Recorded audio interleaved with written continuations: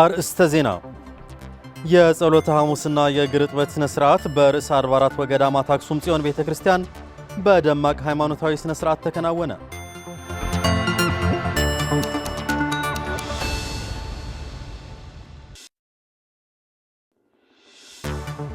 የቀድሞ ተዋጊዎችን መልሶ የማቋቋም መርሃ ግብር ዳግም መጀመሩን የብሔራዊ ተሃድሶ ኮሚሽን አስታወቀ።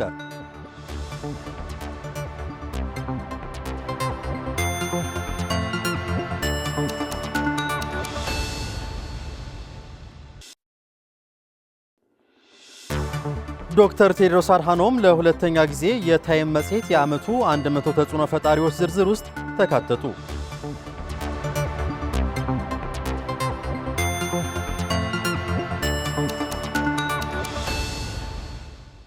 ጤና ይስጥልን ተመልካቾች፣ ከትግራይ ቴሌቪዥን የሚተላለፍ የአማርኛ ቋንቋ ዜናችን አሁን ጀምሯል። ዜናዎቹን በመምራት ከእናንተ ጋር ቆይታ ማደርገው በእምነት ሰለሞን ነኝ። በቅድሚያ በክርስትና እምነት ተከታዮች ዘንድ የሚከበረውን የጸሎተ ሐሙስና የእግር ጥበት ስነ ስርዓት በርዕሰ አድባራት ወገዳማት አክሱም ጽዮን ቤተክርስቲያን በደማቅ ሃይማኖታዊ ስነ ስርዓት ተከናወነ። ስነ ስርዓቱ በኦርቶዶክስ ክርስትና እምነት ተከታዮች ዘንድ በሰሙነ ሕማማት አራተኛው ቀን የሚከበር ሲሆን የጸሎተ ስነ ስርዓትና የእግር ጥበት በማከናወንም ተከናውኗል። ሕጽበተ እግር ጌታችን መድኃኒታችን ኢየሱስ ክርስቶስ የደቀ መዛሙርቱን እግር ዝቅ ብሎ በማጠብ ለተከታዮችና ለሰው ልጆች ሁሉ ትሕትናን በተግባር ያሳየበት ቀን በመሆኑ በየዓመቱ በድምቀት የሚከበርና የሚፈጸም ሃይማኖታዊ ስነ ስርዓት ነው። በመሆኑም ዘንድሮ በርዕሰ አድባራት ወገዳማት አክሱም ጽዮን ቤተክርስቲያን አባቶች፣ ካህናት፣ መዘምራን፣ ሊቃውንተ ቤተክርስቲያንና ምእመናን በተገኙበት ስርዓቱ የተፈጸመ ሲሆን ይህም የሰው ልጆች ሁሉ ፍቅር፣ ትሕትናንና ይቅርታን የሚማሩበት መሆኑን የእምነቱ አባቶች መግለጻቸውን በአክሱም ከተማ የሚገኘው ባልደረባችን ፍስሐ መዝገበ የላከው ዘገባ ያመለክታል።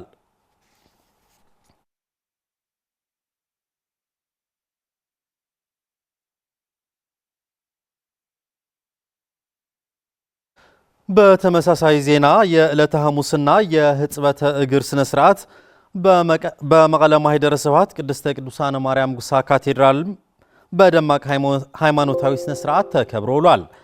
ዕለቱ ጌታችን መድኃኒታችን ኢየሱስ ክርስቶስ ለሰው ልጆች ፍቅሩንና ትሕትናን ያሳየበት ዕለት በመሆኑ እኛም እርስ በርሳችን በመዋደድና በመከባበር ልናከብረው ይገባል ሲሉ የእምነቱ ተከታዮች ገልጸዋል። እንደሚከተለው ይቀርባል።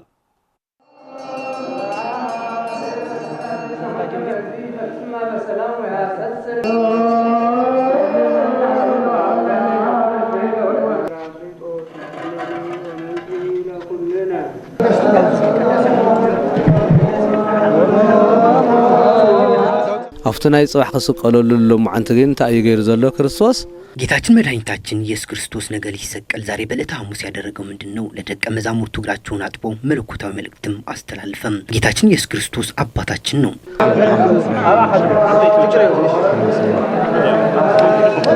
ክርስቶስ ከፍተ ሓደ ዓብይ ስርዓት ርኤና መለኮታዊ መልእክት ክርስቶስ ትልቅ ስርዓት ውስጥ ያሳየን፣ በመለኮት መልእክቱ ፍቅርን አሳየን። እናንተም ለጓደኞቻችሁ እንዲህ አድርጉ፣ ለትላልቆች ለሕፃናት ታዘዟቸው፣ ጳጳሳትም ለካህናትና ለዲያቆናትም ለሕዝብ አገልግሎት ብሎ በፍቅር በትሕትና ለደቀ መዛሙርት እግር አጥቦ አሳይቶናል። ጸሎተ ሐሙስ በዚህ መልኩ ይገለጻል። ክርስቶስ በዓልኳ ድንን ለሐጺኡ ጌታችን መድኃኒታችን ኢየሱስ ክርስቶስ በትሕትና ዝቅ ብሎ እግር አጥቦ ሕዝቡም በፍቅር በትሕትና እንዲኖር ከዚህ እንድንማር ነው እንዲህ ያደረገው። እውነተኛ ለሰአነ ሰብ እንተልዩ ለረሃበ ሰብ እንተልዩ ስመ እግዚአብሔር ጸዊዑ ክመጽእ ከሎ የተራበ ሰው ካለም የእግዚአብሔር ስም ጠርቶ ከመጣ መስጠት እንዳለበት፣ ለታሰሩ መጠየቅ እና ላዘኑ ካጽናናን ትእዛዙ እሱ ነው።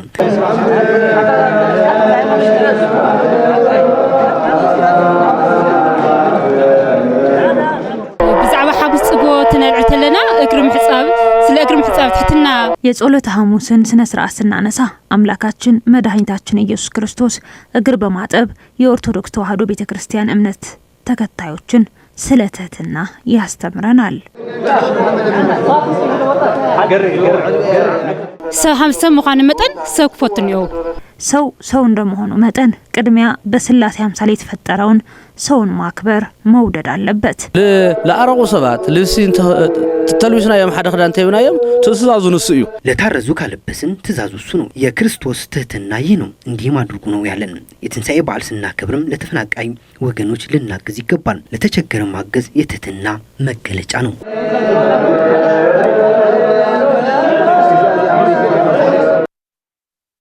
በትግራይ ተቋርጦ የነበረውን የቀድሞ ተዋጊዎችን መልሶ የማቋቋም መርሃ ግብር ዳግም መጀመሩን የብሔራዊ ተሃድሶ ኮሚሽን አስታወቀ። ለሚቀጥሉት 3 ወራት እስከ 60 ሺህ የቀድሞ ተዋጊዎችን መልሶ ለማቋቋምና ወደ ማህበረሰቡ ለመቀላቀል እየተሰራ መሆኑንና እስካሁንም 12 ሺህ የቀድሞ ተዋጊዎችን መልሶ የማቋቋም ስራ ማከናወን ተችሏል ሲል የብሔራዊ ተሃድሶ ኮሚሽን አስታውቋል። መርሃ ግብሩን ዳግም በማስጀመር ስነ ስርዓት ላይ የተገኙት የትግራይ የሰላምና ጸጥታ ቢሮ ኃላፊ በበኩላቸው የፌዴራል መንግስት የፕሪቶሪያውን ስምምነት ሙሉ በሙሉ ሊፈጽም ይገባል ብለዋል። ታደሰ ልጅ አለም በፌዴራል መንግስትና በትግራይ መንግስት በደቡብ አፍሪካ ፕሪቶሪያ የተፈረመውን የሰላም ስምምነት መሰረት አንዱ አካል የሆኑም የቀድሞ ተዋጊዎችን ወደ ማህበረሰቡ የማቀላቀል መርሃ ግብር ዳግም ተጀምሯል። የዲዲአር ፕሮግራሙ ከፍተኛ የፌዴራል መንግስት ተወካዮች፣ የትግራይ ጊዜያዊ አስተዳደር ከፍተኛ አመራሮች፣ የአፍሪካ ህብረት፣ የተባበሩት መንግስታት ድርጅት፣ የአውሮፓ ህብረትና የተለያዩ ዓለም አቀፍ ድርጅቶችና የተለያዩ ሀገራት ተወካዮች በመቀለ መለስ ካምፓስ የታድሶ ስልጠና ማዕከል በመገኘት የስራውን ሂደትና የቀድሞ ተዋጊዎችን መልሶ የማቋቋም ትግበራ ሂደት አጠቃላይ ምልከታም አድርገዋል። በዚህ በመቀለ መለስ ካምፓስ በነበረው መርሃ ግብር የተገኙት የትግራይ ሰላምና ጸጥታ ቢሮ ኃላፊ ጀነራል ፍስሐ ኪዳን ፌዴራል መንግስት የፕሪቶሪያው ስምምነት ሙሉ በሙሉ ሳያመነታና ሳይቆራረጥ እንዲፈጸም የትግራይ ሉዓላዊነት እንዲከበርና ተፈናቃዮች ወደ ቀያቸው እንዲመለሱ ፌዴራል መንግስት ኃላፊነቱን ሊወጣ ይገባል ብለዋል። እንደ ጊዜያዊ አስተዳደር የዲዲአር ስራዎቹን ቀጣይነትን ጠብቀው እንዲሄዱ ፍላጎት አለን። በተግባርም ያሳየና ያለ ነው። ሌላው ግዛታችን ህዝባችን ወደ መረበቱ ሳይመለስ ለዲዲአር መደረጉ ቁርጠኝነትን አሳይተን የፈጸምን ያለ ነው። ይሄ በተገቢው የኢትዮጵያ ህዝብም የኢትዮጵያ መንግስትም ቢረዳው ጥሩ ነው የሚል ሐሳብ አለን። የደቡብ አፍሪካ ስምምነት በተገቢ መንገድ ሊፈጸም ከቻለ ህገ መንግስታዊ መሰረቱን በተለይ ደግሞ የፕሪቶሪያ ውል ስምምነቱ ህገ መንግስቱን መሰረት አድርጎ የተደረገ ስምምነት ስለሆነ ይሄን ተግባራዊ እንዲሆን በእኛ ቁርጠኝነቱና በህዝባችን ፍላጎቱ አለ። ፌደራል የቀሩ ጉዳዮችን ተግባራዊ እንዲያደርግ ደግሞ በዚህ አጋጣሚ መግለጽ ፈልጋለሁ። በትግራይ ተቋርጦ የነበረው የቀድሞ ተዋጊዎችን መልሶ የማቋቋም መርሃ ግብር ዳግም መጀመሩና እስከ ቀጣይ 3 ወራትም 60 ሺህ የቀድሞ ተዋጊዎችን መልሶ ለማቋቋም ወደ ማህበረሰቡ ለማቀላቀል እየተሰራ መሆኑና እስካሁን ባለው ሂደትም 12 ሺህ የቀድሞ ተዋጊዎችን መልሶ የማቋቋም ስራ ማከናወን ተችሏል ሲል የብሔራዊ ተሃድሶ ኮሚሽን ኮሚሽነር አቶ ተመስገን ጥላሁን ገልጸዋል። ሰፊውና ትልቁ ስራችን አሁንም ከፊት ነው ያለው። 371 ሺህ የቀድሞ ተዋጊዎችን ዲሞቢላይዝ እንድናደርግ ይጠበቃል። ይሄንን ቁጥር በ4 ፌዝ ከፍለነው ነው ያለነው። የመጀመሪያው ፌዝ ቀድመን አሳውቀን እንደነበረው 75 ሺህ ነበር።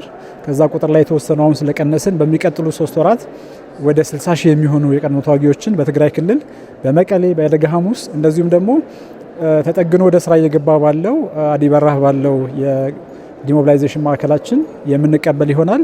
የመጀመሪያውን ፌዝ በሚቀጥሉት ወራት ጨርሰን ወደ ሰፊው የሪኢንቴግሬሽን ስራ ከክልሉ ጊዜያዊ አስተዳደር ጋር ከልማት አጋሮቻችን ጋር በመሆን እንገባለን ማለት ነው። ስለዚህ በትግራይ ያለው የዲሞቢላይዜሽንና የቀድሞ ተዋጊዎችን ወደ ማህበረሰቡ የመቀላቀል የማቋቋም ስራ ኦፊሻሊ ቀጥሏል የሚለውን ነገር ማሳወቅ እንፈልጋለን። ስራችን በዚህ መልክ እየቀጠለ ነው ያለው። አቶ ተመስገን አክሎም አሁን ላይ በትግራይ በመቀለ መለስ ካምፓስና በደጋ ሐሙስ በሁለቱ የታድሶ ማዕከላት የቀድሞ ታጣቂዎችን መልሶ የማቋቋም ተግባር እየተከናወነ መሆኑን የብሔራዊ ታድሶ ኮሚሽን ኮሚሽነር አቶ ተመስገን ጥላሁን ገልጸዋል።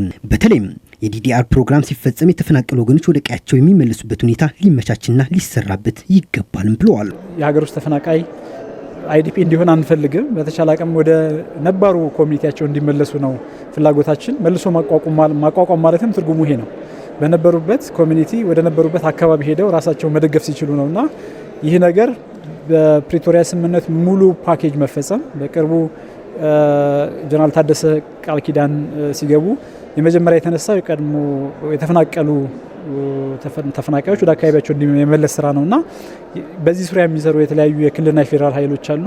ስለዚህ የእነሱ ስራ ቀደም ብሎ እንደሚተገበር ተስፋ እናደርጋለን። የእኛ ስራ እየተከተለ ይመጣል። በአጠቃላይ የቀድሞ ተዋጊዎች ወደ ነባሩ ኮሚኒቲያቸው እንዲመለሱ በእኛ በኩል መወጣት ያለብንን ሁሉ ኃላፊነት እንወጣለን። በመድረኩ ላይ የተገኙት የተባበሩት መንግስታት ድርጅት በኢትዮጵያ ተወካይ ሚስተር ሳሙኤል ዶም በበኩላቸው ተቋርጦ የነበረው የቀድሞ ተዋጊዎችን መልሶ የማቋቋም መርሃ ግብር የዲዲአር ፕሮግራም ዳግም መጀመሩ የፕሪቶሪያው ስምምነት ሙሉ በሙሉ እንዲፈጸም ትልቅ ማሳያ ነው ብለዋል። ስምምነቱ ተግባራዊ ሆኖ ተፈናቃዮች ወደ ቀያቸው እንዲመለሱ የተባበሩት መንግስታት ድርጅት ድጋፉ አጠናክሮ እንደሚቀጥልም ገልጸዋል። የመጀመሪያው ዙር ሰራዊቱ ትጥቅ የማስፈታትና የማደራጀት ብሎም ወደ ማህበረሰቡ የማቀላቀል ፕሮግራም ዲዲአር ለሰራዊቱ በሀገሪቱ በሚከናወኑ የልማት ስራዎች የበኩሉን አስተዋጽኦ እንዲያደርግ እንዲሁም በትግራይ ብሎም በሀገሪቱና በአፍሪካ ሰላምና መረጋጋት ለማስፈን ትልቅ ሚና እንዳለውም ገልጸዋል። ተወካይ አክሎም ተደራዳሪ አካላትም የፕሪቶሪያው ስምምነት እንዲፈጸምም ጥሪ አቅርበዋል። We are quite excited that the DDR exercise has resumed again, and not only that, but we saw that many of the centers, the different points that was established just few months ago really have looked sophisticated now. ተቋርጦ የነበረውን የዲዲአር ፕሮግራም እንደገና መጀመሩ በጣም ደስ ብሎኛል። የቀድሞ ታጣቂዎችም መልሶ የማቋቋምና ወደ ማህበረሰቡ ማቀላቀል ስራ ማከናወን ማለት የፕሪቶሪያው ስምምነት እንዲፈጸም ትልቅ ማሳያ ይሆናል ማለት ነው። ተፈናቃዮችን ዋስትናቸው ተጠብቆ ወደ ቀያቸው እንዲመለሱ የኤንዲፒ የሚቻለውን ያህል ድጋፍ ያደርጋል። ሰራዊቱ ትጥቅ የማስፈታትና የማደራጀት ብሎም ወደ ማህበረሰቡ የማቀላቀል ፕሮግራም መፈጸም ከተቻለም በሀገሪቱ የልማት ስራዎች እንዲሰሩና በሀገሪቱ ብሎም በምስራቅ አፍሪካ ራሱን የቻለ ሰላምና መረጋጋት ያመጣል ማለት ነው። ስለሆነም የኤንዲፒ ለሰላም የሚቻለውን ፋይናንሳዊ ድጋፍ እንደሚያደርግም ልገልጽላችሁ እወዳለሁ። የአንደኛ ዙር የዲዲአር ተጠቃሚዎችም ለዲዲአር እየተከፈለ ያለው ብር አነስተኛ እንደሆነ ገልጸው ዲዲአር ከመፈጸም ጎን ለጎን በኬንዳ ላይ ያሉት በብዙ ስቃይና መከራ የሚገኙት ተፈናቃይ ወገኖቻችን ወደ ቀያቸው የሚመለሱበት አስቸኳይ መፍትሄ ሊደረግበት ይገባልም ብለዋል። የፌዴራል መንግስትም ሆነ ጊዜው አስተዳደሩን በጋራ በመሆን ከዲዲአር ጎን ለጎን የተፈናቃዮች ጉዳይ ትኩረት ሰጥቶ ሊሰራበት ይገባልም ብለዋል። ተመዛልትና ከምለሰለው ናይ ክንደ ዓመታት ዝተፈቀዱ ቸንዳ ፈቀዱ ሩዋ ፈቀዱ ብዙሕ ኸርተት ዝረክብ ዘሎ ህዝብና ተመሊሱ እተው ዝሰናት ዘለለ መብዛሕትኡ ናይ ምዕራብ ትግራይ ዲዲአር በድጋሚ መጀመሩ ጥሩ ቢሆንም ለኔ ሙሉ ደስታ የሚፈጥርልኝ ግን ከዲዲአሩ ጎን ለጎን የተፈናቃዮችና የግዛታዊ አንድነት ጉዳይ ትኩረት ተሰጥቶበት ችግሩ ተፈቶ ህዝቡ ወደ ቦታው ሲመለስ ነው ደስታ የሙሉ የሚሆነው። ይህም የፌዴራል መንግስትም ሆነ ጊዜያዊ አስተዳደሩ ትኩረት ሊሰጡበት ይገባል። አሁን እኔ ተፈናቃይ ነኝ። በዲዲአሩ የተሰጠኝን ገንዘብ ወደ ቤቴ ተመልሼ ካልሰራሁበት ውጤት ማምጣት አልችልም። ስለዚህ ጎን ለጎን ሊሰሩበት ይገባል። ከምዕራብ ትግራይ ተፈናቅለው በመቀለ በተለያዩ መጠለያ ካምፖች ለሚገኙ ወገኖች የትንሣኤ በዓልን ምክንያት በማድረግ ከአንድ የምዕራብ ትግራይ ባለሀብት ድጋፍ ተደረገላቸው። ተፈናቃይ ወገኖቹ ለተደረገላቸው ድጋፍ በማመስገን ካለባቸው ተደራራቢ ችግር በዘላቂነት ለመውጣት በቋሚነት ወደ ቀያቸው እንዲመለሱ የትግራይ ጊዜያዊ አስተዳደርና የፌዴራል መንግስት ትኩረት ሰጥተው ሊሰሩ ይገባል ብለዋል። ብርቱካን ጌታዬ ከትግራይ ምዕራባዊ ዞን የተፈናቀሉ ወገኖች ለ5 ክረምቶች ያክል ወደ ቀያቸው ሳይመለሱ በርካታ ችግርና መከራ እየተፈራረቀባቸው አስከፊ የህይወት ውጣ ውረድን እየገፉ እንዳሉ የአደባባይ ሀቅ ነው። ይህንን ተከትሎም አንድ ከምዕራብ ትግራይ የተፈናቀለ ግለሰብ የትንሣኤ በዓልን ምክንያት በማድረግ ለተፈናቃይ የሰማዕታት ቤተሰቦች ድጋፍ አድርጎላቸዋል። እነዚሁ ተፈናቃይ ወገኖችም አሁን ላይ የሰብአዊ እርዳታ ድጋፍ መቋረጡ በእንቅርት ላይ ጆሮ ደግፍ እንደሚባለው ይህንን ተከትሎ በከባድ ችግር ውስጥ እንዳሉ በመግለጽ ለተደረገላቸው ድጋፍም አመስግነዋል። የተደረገልን ድጋፍ በጣም እናመሰግናለን። እሱ ለኛ ለአውደ ዓመት አስቦ የሰጠን እጅግ አድርገን እናመሰግናለን። በችግር ያለነው ምንድነው አውደ ዓመት መሆኑ አናውቀውም። አውደ ዓመት ነው ግን እኛ አናውቀውም። ድጋፍ የሰጠን ሰው በጣም ብናመሰግነው እኛ የስድራ ሰው ተብለን የባለቤታችን የተሰዋን ነው የመጣን በጣም ነው የምናመሰግነው የሰጠን ድጋፍ ማለት ነው። በጣም ከእለት ወደ እለት በመድኃኒት እጦትና ሌሎችም ችግሮች ተደራርበው ስቃያችን እየተባባሰ ነው የሚሉት ተፈናቃዮቹ መንግስትና የሚመለከታቸው አካላት ወደ ቀያችን እንድንመለስ ትኩረት ሰጥተው ሊሰሩ ይገባል ሲሉም ጠይቀዋል። ወደ ነበርንበት ቦታ እንመለስ በጣም ነው ጉጉት ያለን። አሁን አምናም የነበረ ሰኔ 30 ወደ ቤታችሁ ትሄዳላችሁ ብለን ደስታ ነበረን፣ ተቋረጠ የለምና መንግስታችን ተሰማምቶ ወደ የነበርንበት ቦታ ወረዳ ዞዋ ምዕራብ እንድንሄድ ነው ጉጉታችን። ወደ ሀገራችን እንዲመለስ አሳልፋለሁ እጠይቃለሁ። መመለስ አለብን። ተመልሰን እኛ መርዳት ምናምን አናቅም፣ ሰርተን ነው የምንበላ። አሁን ምን እሱ ምን ጠብቅ በጣም ነው የምናዝነው። አንጠብቅም ረዳት ይመልሰን በቤታችን ሰርተን እንድንበላ ሰርተን መብላት ነው የምንፈልግ። እሱ ነው ይናፈቀን። እኛ ብቻ ሳይሆን በሱዳንም አሉ ከሀገራቸው በረው እንደወጡ አሁንም መፍትያ እንድናገኝ መንግስት ማሰብ አለበት። የዓለም ህዝብም ድርጅቶችም ሁሉ ሚዲያም ለዚህ እንድንመለስ መፍትያ እንዲሰጠን ጠይቃለሁ። ድጋፍ ያደረገው ግለሰብ ለሌሎችም ተሞክሮ የሚሆን ነው ያሉት በመቀሌ የሚገኙ የምዕራብ ትግራይ ተፈናቃዮች አስተባባሪ አቶ እስጢፋኖስ ገብረ ክርስቶስ በአሁኑ ዓመት ከሱዳንና ሌሎች አካባቢዎች የመጡ በርካታ ተፈናቃዮች እንዳሉና የሚመለከተው ሁሉ ድጋፍ እንዲያደርጉላቸውም ጥሪ አቅርበዋል። ያው እናንተም እንደምታውቁት በዚህ ዓመት እዚህ አራተኛ አምስተኛ ዓመት የቆየ ያለ ተፈናቃይ ብቻ ሳይሆን ከሱዳንም አዲስ ወደ መቀለ ገብቶ ያለ ማለት ነው። ይሄ አሸራም የሆነ እርዳታም ማጠለያም የለውም። ዝም ብሎ ከጓደኞቹ ከቤተሰቡ ከምናምን ነው ተጠቅቶ ያለ ማለት ነው። አንዳንድ ትንሽ አቅም ያላችሁም ለዚህ ወገን ያው እንድትደርስለት ከምዕራብ ትግራይ ተፈናቅለው በተለያዩ አካባቢዎች በየመጠለያ ጣቢያው በችግር ላይ የሚገኙ ወገኖች አሁንም ክረምት ከመግባቱ በፊት ወደ ቀያቸው እንዲመለሱ በመጠየቅ ላይ ናቸው። ዜናዎቻችን ይቀጥላሉ። ተዘርፈው በግለሰቦች እጅ የቆዩ 17 ቅርሶች ከነበሩበት ውጭ ሀገር ለትግራይ ባህልና ቱሪዝም ቢሮ መመለሳቸውን ተገለጸ። በተቋም ደረጃና በግለሰቦች እጅ ያሉ ቅርሶች ለሚመለከተው አካል ለሚያስረክቡ ወገኖችም ማበረታቻ እንደሚደረግ በርክክቡ ወቅት ተገልጿል። ማዕድ ኃይለ የትግራይ ሕዝብ ታሪክና ማንነት መገለጫ የሆኑት የትግራይ ቁሳዊ ቅርሶች በየጊዜያቱ በወራሪ ኃይሎች መዘረፋቸውን የታሪክ ድርሳናት ያስረዳሉ። በተለያዩ ምክንያቶችና በወራሪ ኃይሎች ተዘርፈው የቆዩት 17 የትግራይ ቅርሶችም ሆችሚን አራማሩ በሚባል የትግራይ ተወላጅ አማካኝነት ሊመለሱ መቻላቸውና የግለሰቡን ጥረትና ፍላጎት በማድነቅ ሌሎች የትግራይ ተወላጆችና ወዳጆችም የግለሰቡን ፈለግ በመከተል በየግለሰቡ እጅና በተለያዩ አካባቢዎች ተበታትነው ያሉት ቅርሶች ለሚመለከተው አካል እንዲያስረክቡ የትግራይ ባህልና ቱሪዝም ቢሮ ኃላፊ ዶክተር አጽባሃ ገብረዝጋቢሄር ጠይቀዋል። ሐድግ ምእካብ ክብርኻ ምእካብ እዩ። ቅርሶቻችን መጠበቅ ማለት ማንነታችንና ታሪካችንን መጠበቅ ማለት ነው።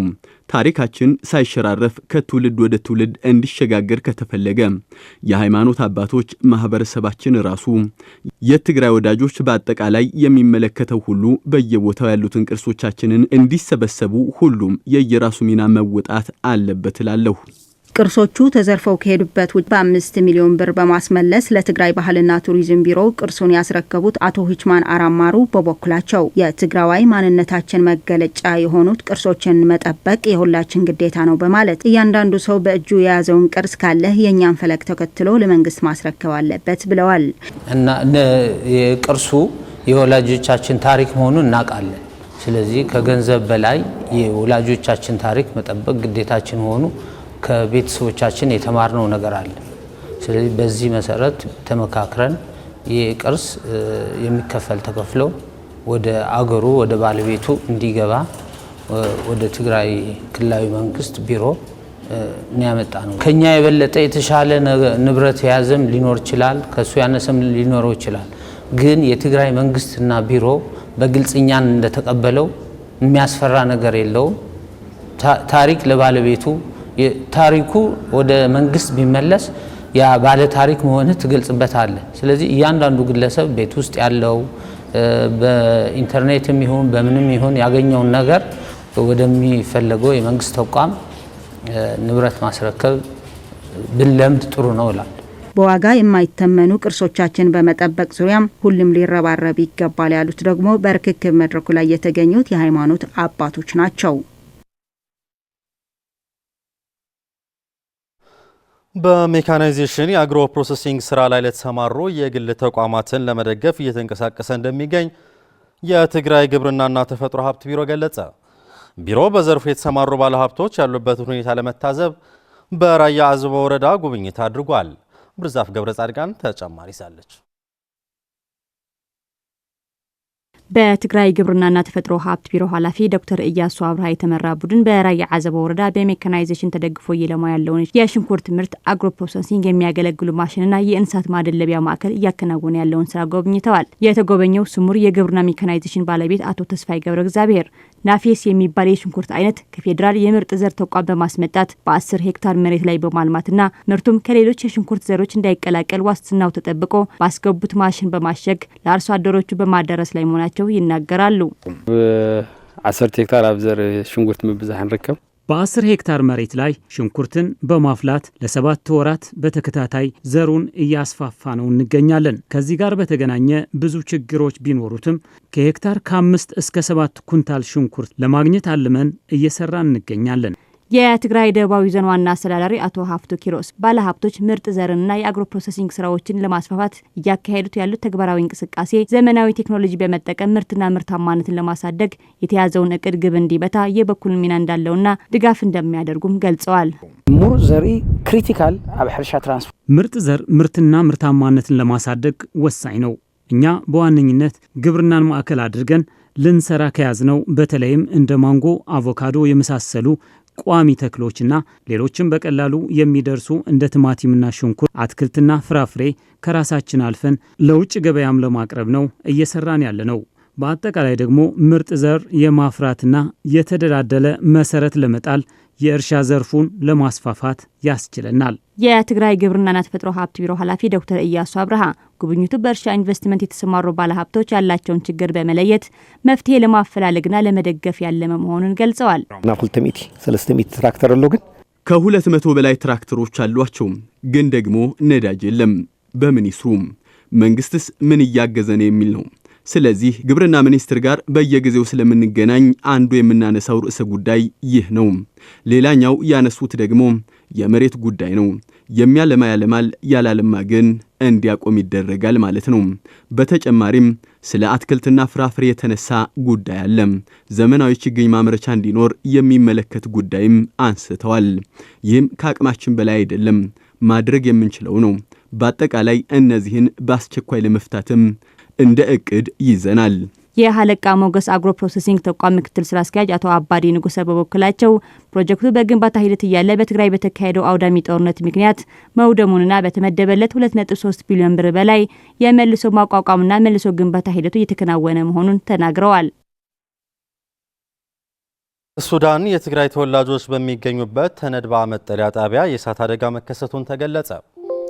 ሚያዝያ 9 2017 ዓ.ም ንጋት በሱዳን ተሰደው በሚገኙ የትግራይ ተወላጆች ተነድባ መጠለያ ጣቢያ ከባድ የእሳት አደጋ እንዳጋጠመና በእሳት አደጋውም በርካታ መኖሪያ ቤቶችና የሥራ ድርጅቶች ወድመዋል።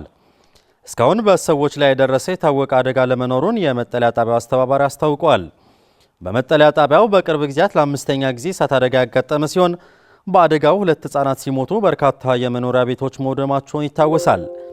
በመቶ ሺዎች የሚቆጠሩ ዜጎች ከምዕራብ ትግራይ ተፈናቅለው በሱዳን በመጠለያ ጣቢያ ላይ በረሃብና በሽታ እየተሰቃዩ የሚገኙ ሲሆን የተፈናቃይ ወገኖቹ ችግር የሚያበቃውም የፕሪቶሪያው ሰላም ስምምነት ሙሉ በሙሉ ተግባራዊ ሆነው ወደ ቀያቸው ሲመለሱ መሆኑን በተደጋጋሚ እየተገለጸ መጥቷል።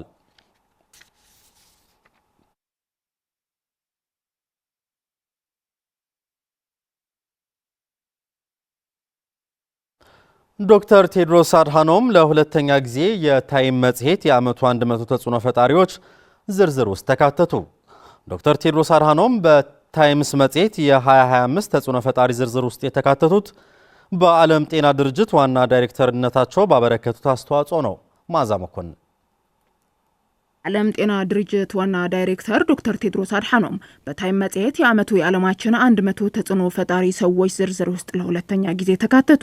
ታይም መጽሔት በየዓመቱ በተለያዩ ዘርፎች የዓመቱ ተጽዕኖ ፈጣሪ ናቸው የሚላቸው የ100 ሰዎች ስም ዝርዝር ይዞ ይወጣል። በዚህ ዝርዝር ውስጥ የሀገራትና የድርጅት መሪዎች፣ ስራ ፈጣሪዎች፣ አርቲስቶችና ስፖርተኞች እንዲሁም ጸሐፊያንም ይካተቱበታል። ዶክተር ቴድሮስ አድሃኖም በታይም መጽሔት የ2025 ተጽዕኖ ፈጣሪ ዝርዝር ውስጥ የተካተቱበት በዓለም ጤና ድርጅት ድርጅት ዋና ዳይሬክተርነታቸው ባበረከቱት አስተዋጽኦ መሆኑ ቢቢሲ በሪፖርቱ አስፍረዋል። እንደ አውሮፓውያኑ አቆጣጠር በ2020 ሰዎች በእኩልነት የጤና አገልግሎት እንዲያገኙ ባበረከቱት አመራር የተነሳ የታይም መጽሔት የ100 ተጽዕኖ ፈጣሪ ሰዎች ዝርዝር ውስጥ አካቷቸው ነበር ያለው ዘገባው። ዶክተር ቴድሮስ በማህበራዊ ሚዲያ ገጻቸው ላይ ባሰፈሩት ጽሑፍ በዝርዝር ውስጥ መካተቴ በመሰራበት የዓለም ጤና ድርጅት ውስጥ ለሚሰሩ ባልደረቦችም እውቅና ነው ብለዋል። በመጽሔቱ ላይ ስለ ዶክተር ቴድሮስ ሀሳባቸውን ያጋሩት ዶክተር ላሪ ብሪሊያንት በበኩላቸው ዶክተር ቴድሮስ የዓለም ጤና ድርጅት ኃላፊ ከሆኑ በኋላ የዓለማችንን የጤና አገልግሎት ሽፋን ቀይረውታል ብለዋል። የፈንጣጣ በሽታ ከዓለም ላይ እንዲጠፋ ቁልፍ አስተዋጽኦ ያደረጉት የዓለም ጤና ድርጅት ኃላፊ ይህንን ማድረግ የቻሉት በበሳል አመራርና ሳይንሳዊ በሆነ የውሳኔ አሰጣጥ በመታገዝ ነው ሲሉም አሞካሽተዋቸዋል። ዶክተር ቴድሮስ ለዓለም ጤና ስጦታ ናቸው ያሉት ዶክተር ላሪ የዓለም ጤና ድርጅትን ለመጀመሪያ ጊዜ የመሩ አፍሪካዊ መሪ፣ የመጀመሪያው ሕክምና ያለጠኑ መሪ፣ ሚሊዮኖችን የገደለውን ዓለም አቀፍ ወረርሽኝን የተጋፈጡ የመጀመሪያው መሪ፣ አሁን ደግሞ አሜሪካ ከመሰረተችው ተቋም ፍትሃዊ ባልሆነ መልኩ ስትወጣ የተጋፈጡ መሪ ናቸው ሲሉ በመጽሔቱ ላይ ጽፈዋል። አክለውም በ194 ሀገራት የሚገኙ ሰዎችን ጤና የመጠበቅ ኃላፊነትን እየተወጡ የሚገኙ ናቸው ሲሉም ገልጸዋቸዋል። አመራሩ መርህ ላይ የተመሰረተ ነው፣ ሀቀኛ ነው፣ ውጤት ተኮርም ነው። ዓለማችን ከዚህ በፊት ከነበረው በበለጠ ጤነኛ እንድትሆን አድርጓል በማለት ዶክተር ላሪ ታይም መጽሔት ላይ ምስክርነታቸውን አስፍረዋል። ዶክተር ቴድሮስ አድሓኖም የኢትዮጵያ ጤና ሚኒስትር ሆኖ ባገለገሉባቸው ዓመታት በኢትዮጵያ የጤና መሰረታዊ አገልግሎቶች መስፋፋትና የህፃናትና የእናቶች ሞት መጠን መቀነሱ ይገለጻል። ዋና ዳይሬክተሩ የዓለም ጤና ድርጅት ለሁለተኛ ጊዜ በኃላፊነት በመምራት ላይ የሚገኙ ሲሆን የዓለም ጤና ድርጅት እንደሚለው ዶክተር ቴድሮስ አድሓኖም የኢትዮጵያ ጤና ሚኒስትር በነበሩበት ጊዜ የአገሪቱ የጤና ዘርፍ ላይ መጠነ ሰፊ የለውጥ ስራዎችን በማከናወን የጤና አገልግሎቶች በሁሉም የአገሪቱ አካባቢዎች ለሚገኙ ነዋሪዎች እንዲደርሱ የሚያስችል መሰረት ጥለዋል። በርካታ የጤና መሰረተ ልማቶች እንዲገነቡ፣ ጤናው ዘርፍ የገንዘብ ምንጮችን እንዲሰፉ በማድረግ እንዲሁም የጤና ሰራተኞች ቁጥር እንዲጨምር በማድረግ ይጠቀሳሉ። በዚህም ምክንያት የመጀመሪያው የጤና እንክብካቤ ማስፋፊያ ፕሮግራምን በመጀመር 40,000 ሴት የጤና ኤክስቴንሽን ባለሙያዎች በመላው አገሪቱ ተሰማርተው አገልግሎት እንዲሰጡም አድርገዋል። በዚህም ምክንያት ከወሊድ ጋር በተያያዙ ምክንያቶች የሚሞቱ እናቶችና ህጻናት ቁጥር በከፍተኛ ደረጃ መቀነሱን የዓለም ጤና ድርጅት አመላክቷል። ዶክተር ቴድሮስ አድሓኖም የዓለም ጤና ድርጅት ዳይሬክተር ከመሆናቸው በፊት በተለያዩ ዓለም አቀፍ የጤና ተቋማት ውስጥ በአመራርነት ቦታ ላይ ሰርተዋል። የዓለም ጤና ድርጅት ዋና ዳይሬክተርነት ከተረከቡ በኋላም ዶክተር ቴድሮስ በድርጅቱ ውስጥ ከፍተኛ የለውጥ ስራ በመጀመር በርካታ ውጤቶች መገኘታቸውንም የዓለም ጤና ድርጅት ጠቅሷል። በመጨረሻ አሜሪካ በኤርትራ የሚገኘውን ኤምባሲዋን ልትዘጋ ነው። የአሜሪካ የውጭ ጉዳይ መስሪያ ቤት በኤርትራ የሚገኘውን ኤምባሲውን ሊዘጋ መሆኑን አስታውቋል። ቢቢሲ እንደዘገበው አሜሪካ በኤርትራ የሚገኘውን ኤምባሲዋን ጨምራ ወደ 30 የሚጠጉ በዓለም ዙሪያ የሚገኙ ዲፕሎማቲክ ጽሕፈት ቤቶቿን ልትዘጋ መሆኑን ሮይተርስ የአገሪቱን የውጭ ጉዳይ መስሪያ ቤት ሰነድን ጠቅሶ ዘግቧል። የትራምፕ አስተዳደር አብዛኞቹ በአፍሪካና በአውሮፓ የሚገኙ ቢያንስ 27 የአሜሪካ ኤምባሲዎችና ቆንስላዎችን የሚዘጋ ሲሆን ከነዚህ ውስጥም ኤርትራ አንዷ ናት ብሏል ዘገባው። ኤርትራ ለረጅም ዓመታት ከአሜሪካ ጋር ያላት ዲፕሎማሲያዊ ግንኙነት እየተቀዛቀዘ ከመሆኑ በተጨማሪ አስመራ ያለው የአሜሪካ ኤምባሲ የሚመራው በአምባሳደር ሳይሆን በጉዳይ አስፈጻሚ ደረጃ ወርዶ እንደነበር ዘገባው አመላክቷል። ኤርትራ ነፃ ከወጣች በኋላ በአውሮፓውያኑ 1993 አሜሪካ ኤምባሲዋን በአስመራ የከፈተች ሲሆን አሜሪካ በኤርትራ ያለውን የሰብአዊ መብቶች አያያዝን በመተቸቷ የሁለቱ ሀገራትን ግንኙነት አቀዛቅዞት ቆይቷል። በሁለቱ ሀገራት መካከል በነበረው የዲፕሎማሲ አለመግባባት ምክንያት የአሜሪካ ኤምባሲ ከአስመራ ይሰጥ የነበረውን የቪዛ አገልግሎት ማቋረጡን ዘገባው አስታውሷል። ኤርትራ ሰራዊቷን ወደ ትግራይ በማሰማራት በትግራይ ውስጥ በተካሄደው ደም አፋሳሽ ጦርነት ውስጥ በመሳተፏ አሜሪካ ተቃውሞ ከማሰማት አልፋ በኤርትራ ባለስልጣናትና ተቋማት ላይ ማዕቀብ መጣሏን ይታወሳል።